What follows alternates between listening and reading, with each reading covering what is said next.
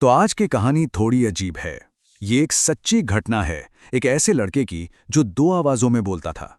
चलिए इस हैरान कर देने वाले मामले की तह तक चलते हैं। जरा सोचिए, अगर कोई बच्चा अचानक किसी और की आवाज में बोलने लगे तो कैसा लगेगा। लखनऊ के एक परिवार के लिए ये सिर्फ एक सवाल नहीं था, बल्कि एक डरावनी हकीकत थी। तो कहानी का हीरो है 12 साल का अमन, लखनऊ का रहने वाला, अपने में ही रहने वाला शांत सा बच्चा। पर उसकी ये शांत सी जिंदगी बहुत जल्द बदलने वाली थी। मामले की शुरुआत हुई स्कूल से। क्लास में जब अटेंडेंस होती है ना, तो जब टीचर अमन का नाम पुकारती तो जवाब में दो आवाजें आती। हाँ, दो।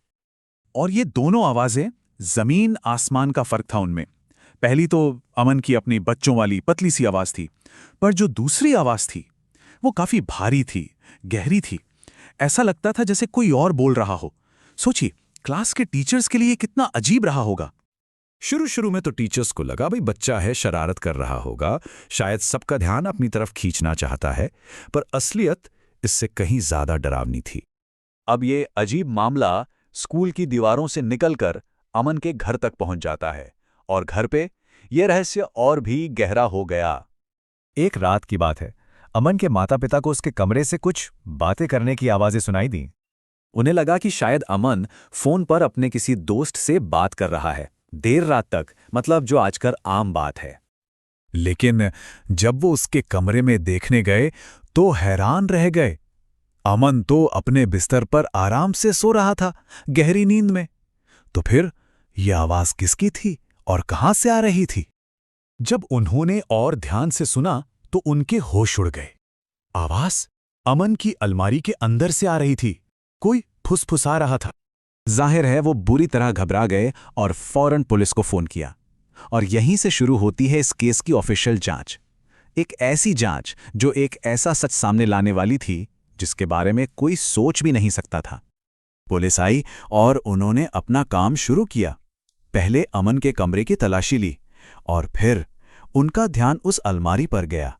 और जब उन्होंने दीवार को ठीक से खंगाला तो उन्हें वहां एक छिपा हुआ रास्ता मिला। और उस छोटी सी तंग जगह के अंदर जो चीजें मिलीं, उन्होंने सबको चौंका दिया। खाने के कुछ ताजे रैपर, एक कंबल और एक जंग लगा हुआ चाकू।